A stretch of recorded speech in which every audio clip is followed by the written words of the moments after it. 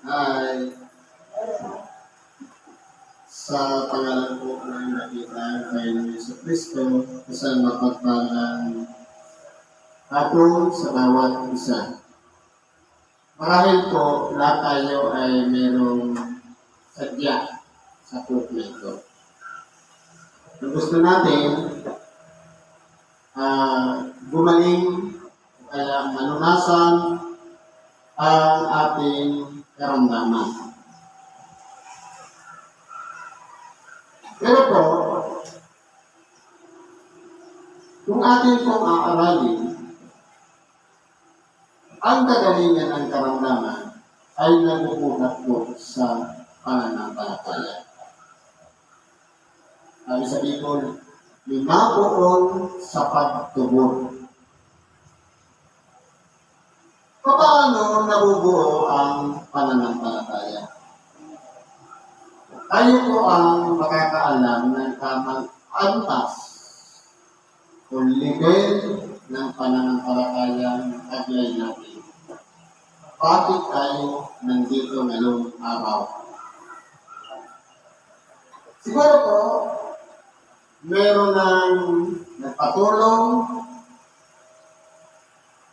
meron din proseso, umabot sa panalangin, nakinig ng Ebanghelyo, tapos nagpagamot, pag-uwi, merong ininom na halaman gamot, tapos gumaling na. Ang sukatan po ng pananampalataya ay yung parang puwersa na nagtutulak sa atin para makarating dito. Ang tawag po dyan pananampalataya. Pero mapapansin po natin, itong pakikinig ng salita ng Diyos, ito po mas lalong pinapalakas ang pananampalataya.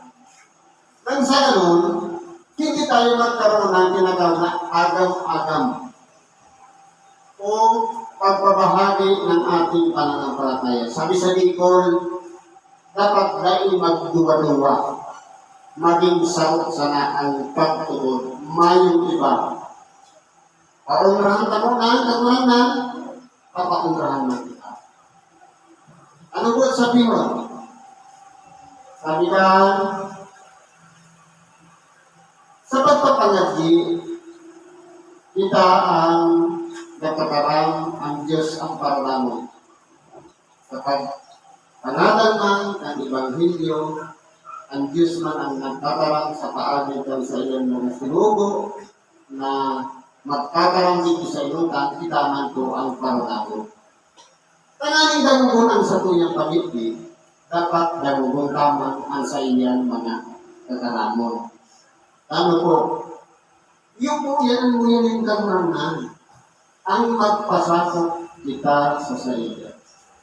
At kung kita po nagkaiguan ng kamatian, kagabatan sa buhay, parte po yan, tanganing marunungan ka siya. At kung linaw kita sa pagpangadyi, asin sa pagsimba, bawat buwan ang kakakusok, pag nahihiro ang satuyang, sabi nga nila, ining satuyang hawak, nakakapagsabi kita, o nakapagkakabranay ng Diyos ko po, kabangan mo ako. So, hindi po? Pero kung halimbawa, makusog kita, perfect ang satuyang hawak, ayaw ni mati, inuunan kita sa pagsimba. Pinas naman natin nga, bago matulog, inuunan kita. Pero, kapag iba kita ng kamatian, tawag buwan upay ang karaot ng tayo, umarumbado, nakapagsasabing, Diyos ko po, ay pinagkaya, kapangan mo. Sarot po bilang paagi, pag-surrender sa mahal na Diyos. Ito. Ngayon po, aralin natin itong ikalawa. Sabi sa 1:15, 5:16, sabi dito, ako ang puno ng ubas. Kayo ang mga sanga ang nanatili sa akin at ako'y sa kanya siya'y manuunay ng marami sapagkat kung kayo'y hindi walay sa akin ay wala kayong magagawa. Totoo po, kahit marami tayong trabaho, ay sabihin natin, magparaan tayo. Nakakagawa tayo ng makagenerate ng income. Mag-diskarte sa buhay, sabihin natin. Pag hindi kasama si Kristo, wala tayong magagawa. May income, may kaakibang na gastos. Yan po ang katotohanan. Kasi, halimbawa, nag-i-income ka naman ng paldo-paldo, tapos, ang lumalabas naman na pera, ang gastos naman sa sabihin, merong cancel. Naalala mo ba yung isang vlogger? Umiitam ng paldo-paldo, nakalimutan ng Diyos. Anong sakit niya? Hindi namatay. Cancel. Kasi natulungan niya ang Diyos. Kaya sa lahat ng oras na ginagawa natin na para tayo kumita, dapat kasama natin ang Diyos. Ano naman dapat natin gawin para makabalik tayo sa Kanya ng ating pinita? Tumulong tayo sa mga kapustalan. Maghimo. Mahabag tayo sa kanila. Meron pa dito. Hindi ka maghulog sa simbahan. Kasi po yan, hindi po yan nakikita ng tao, pero ang Diyos nakikita niya. Lalo na kapag ginagawa natin ng ibig. Yan ang sinasabing mag-inform ng kayamanan sa langit. Mabubuting gawa sa kapwa. Yan po ang importante. Kaya, kung tayo po ay maparaan, madiskarte sa buhay, kung wala si Kristo sa ating buhay, useless ang ating pambuhay sa ibabaw ng sanlibutan. Kinakailangan gawin natin priority si Kristo. Ito paano kung halimbawa, sabi ngayon linggo, magsimba. Meron akong alagain sa bahay. Sabi ng ating kabilang, ang umibig sa kanyang ama, ina, anak na lalaki o anak na babae, nang higit kaysa sa atin ay hindi karapat-dapat sa atin. Ibig sabihin, gawin natin priority ang Diyos sa pamamagitan ng ating nakilang Panginoong Jesucristo, ang pamilya, pangalawa na lang. Dapat priority lagi ang Diyos, pangalawa ang pamilya. Kung ang sino man ay hindi na nanatili sa akin, ay siya'y matatap ng katulad sa sanga at matutuyo at titipunin at ihahagis apoy at mga susunod. Kaya kinakailangan natin ng pananatili. Kasi kung halimbawa, palagay mo yung puno, tayo yung sanga, hindi siya makatabunga kapag disconnected, kapag putol. Anong mangyayari? Matutuyo siya kasi wala siyang mahimik na tubig mula doon sa puno. Siyempre, yes, yung pamumuhay pa rin natin. Wala man lang tayong nakitang o pinakitang ginawa na kabutihan sa kapwa. Kung kayo'y magsipanatili sa akin at ang mga salita ko'y magsipanatili sa inyo, ay hingin ninyo ang anumang inyong ibigin ay gagawin sa inyo. Ito po challenge. Meron tayong karamdaman. Ang sabi niya, kayo'y magsipanatili sa akin. Manatili tayo sa kanyang tinatawagan natin sa palagi. At yung salita niya naman nananatili sa atin. Kumaga, isinasa pamuhay natin yung kanyang ibanghilyo, yung aral na napapakinggan natin sa bawat araw ng pagsamba. Saka tayo humingi, anuman ang hingi natin, ipagkakaloob sa atin. Kasi meron akong pagsuko o pag-surrender sa Diyos. Kaya kung mapapansin po natin, bakit yung iba gumagaling ako hindi? Bakit yung iba mabilis? Kasi kung nasunod niya yung proseso, yung kanyang pananalig nilakasan at nagpasakit siya sa Diyos. Sa ganito, lumuluwalhati ang aking ama na kayo'y nagsisipagbunga ng marami.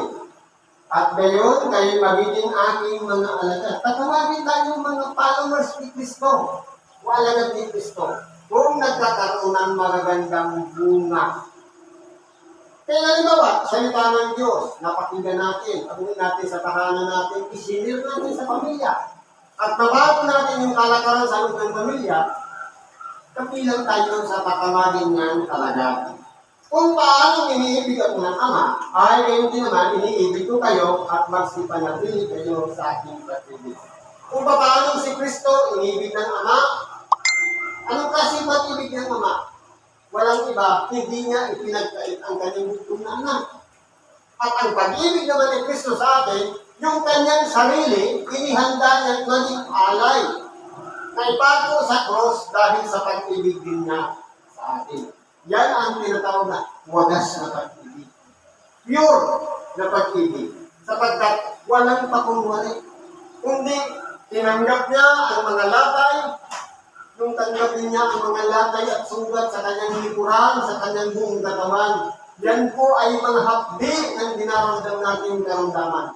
Sa makatuwid, kung yan ay tinanggap lahat ni Kristo, makakatulong naman siya sa mga nagkakaroon ng karamdaman. Ipibrigasan sa buhay.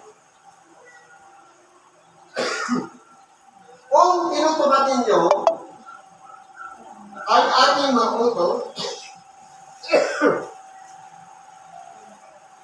kung tinutupad ninyo ang ating mga utos, ay magsipanahan kayo sa ating pag-ibig, gaya ng ating pagtupad sa mga utos ng ating Ama, at ako'y nananatili sa kanyang pag-ibig.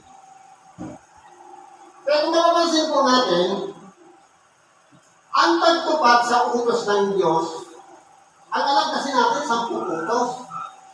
Pero 2 na lang po yan. Ibigin na ang Panginoon mong Diyos ng buong puso, lakas, kaluluwa at ibigin mo ang iyong kapwa katulad ng iyong sarili. Kasi 10 yan dati, yung unang 4 ginawang isa. Ibigin ang Diyos.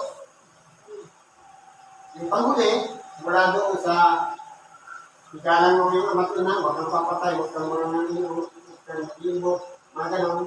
Ibigin mo ang iyong kapwa katulad ng iyong sarili.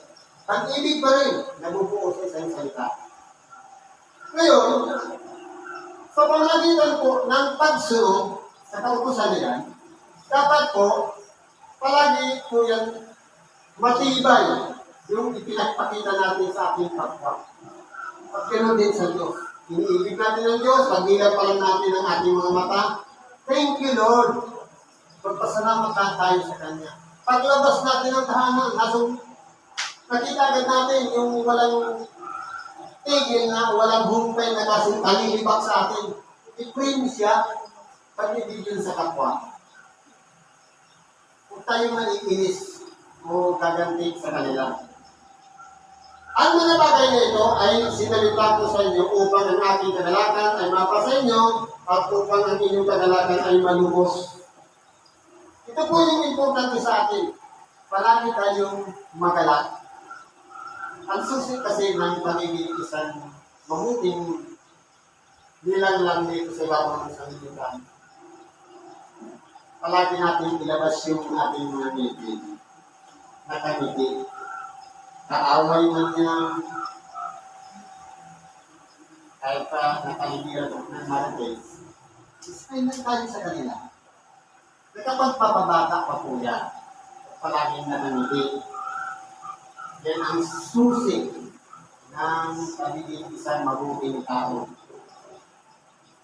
Hindi bibig na libak ng libak sa kapwa, nagbira sa kapwa,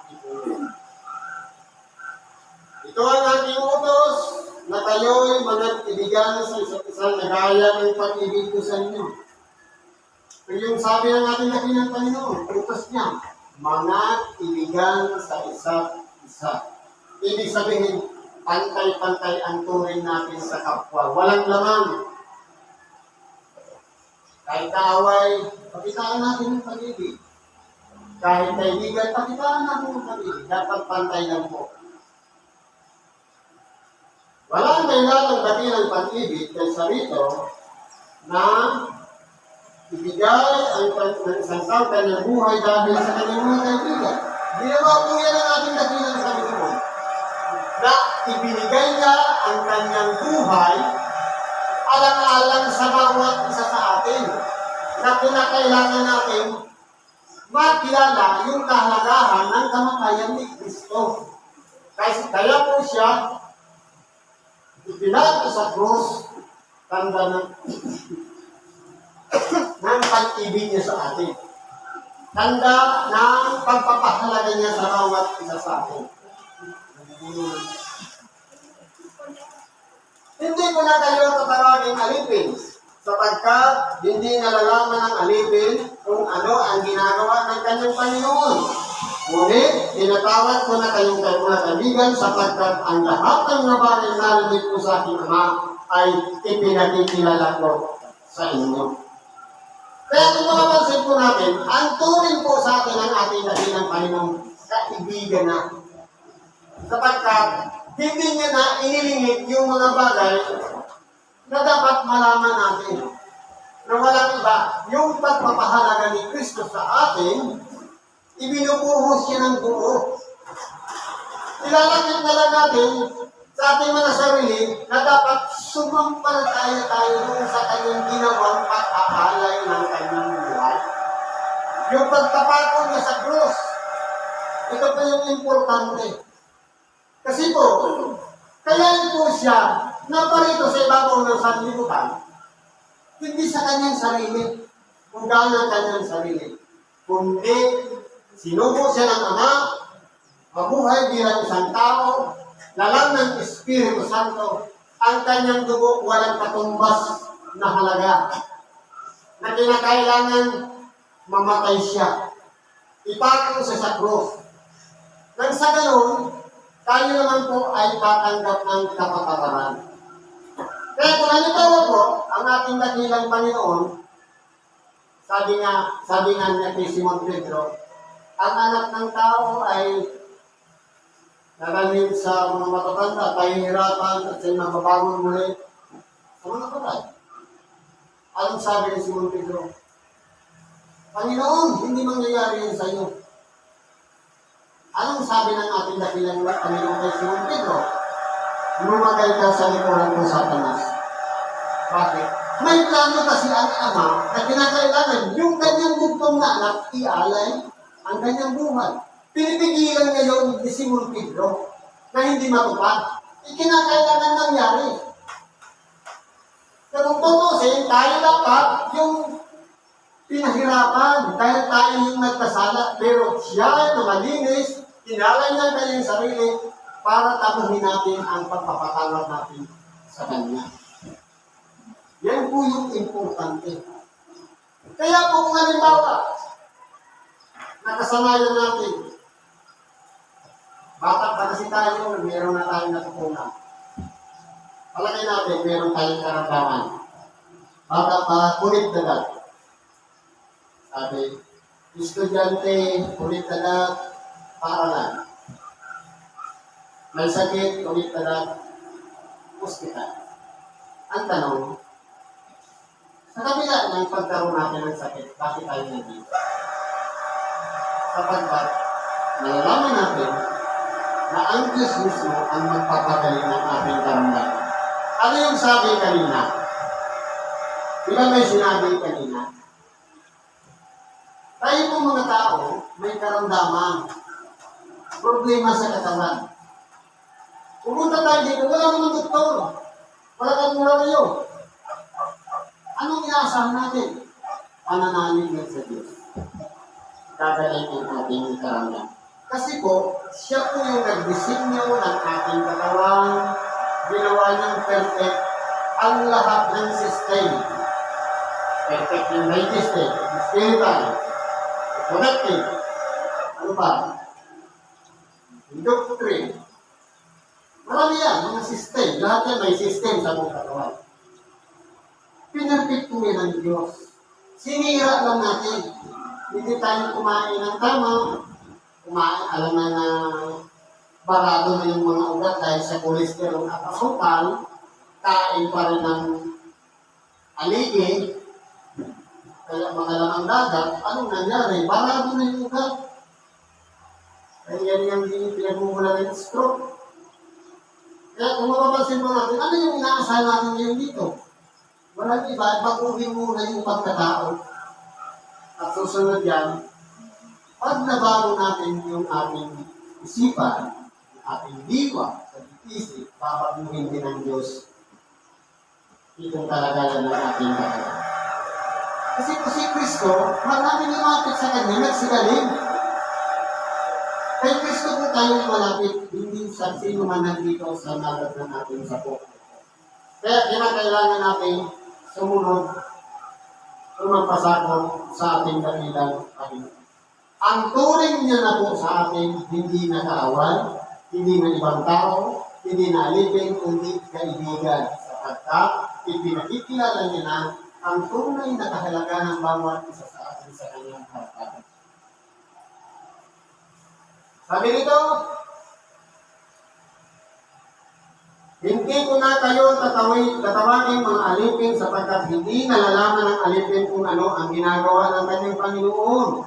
Ngunit, tinatawag ko na kayong mga kaibigan sapagkat ang lahat ng mga bagay na narinig ko sa aming Ama ay mga ipinakikilala ko sa inyo. Walang iba, ano po ito? Ito po yung salita ng Diyos na tinatalakay ngayon. Na kaya siya ipinapangaral ang salita ng Diyos bilang pagpapahalaga sa bawat isa sa atin. Sabi nga, ang kamatayan sigurado, ang buhay milagro. Ang importante, dumaan sa buhay natin na nasumpungan natin si Kristo. Tinanggap natin sa ating sarili na meron palang Kristo. Meron palang Jesus na sinubo ang Ama na ipinangko para tayo'y magtamo ng kapatawaran. Yun po yung importante. Bakit po? Kasi po ang tao, pagamat ang tao may hangganan ang buhay papunta sa kamatayan, sa pagbabalik ni Kristo, meron pa tayong kasunod na buhay. Yan ang tinatawag na walang hanggang buhay sa piling niya. Lamang, dalawa na lang ang magiging direksyon. Buhay na walang hanggan doon sa kanyang kaluwalhatian at buhay na walang hanggan doon sa paghihirap sa dagat-dagatan tapos. Saan pa ang tatargetin natin? Siyempre, doon sa buhay na walang hanggan sa piling ng ating dakilang Panginoon. Kaya ngayon pala, baguhin na natin ang ating mga buhay. Makinig tayo ng Ebanghelyo, marami tayong manalangin, magpatawag tayo sa kapwa, at higit sa lahat, sumampalataya din tayo sa Diyos. Kasi kung halimbawa, marunong ka magpatawag, marunong ka mahabag sa kapwa, wala kang pananampalataya sa kay Kristo, kulang, dapat kumpleto. Kasi po, kahit ang demonyo man, sumasampalataya din. Sabi sa Santiago 2:9, ikaw ay sumasampalataya ng Diyos ay isa, mabuti ang iyong ginagawa. Ang mga demonyo man ay nagsisisampalataya at nagsisipaninig. Kaya, pinakailangan, lakipan palagi natin ng pagsampalataya. Diyan po tayo kukuha ng lakas upang sa ganun, yung pag-aksaya natin ang oras makaroon sa ito, magtamo tayo ng magandang resulta. Lunas sa kabigatan ng ating karamdaman at ganoon din sa kaguluhan ng ating mga pag-iisip. Kasi po ang salita ng Diyos, ginagamot niya itong magulong pag-iisip, itong pagdududa, at higit sa lahat, magtamo rin tayo ng kapatawaran sa Kanya. Siguro ba nandito na lang ating pagigimari sa oras ito. Salamat sa Diyos. Tanungin po ang ating mga kaibigan, karayan pagkatuwala sa Diyos, sa ngalan ni Kristo Jesus, salamat at mapagpalang ako sa bawat isa.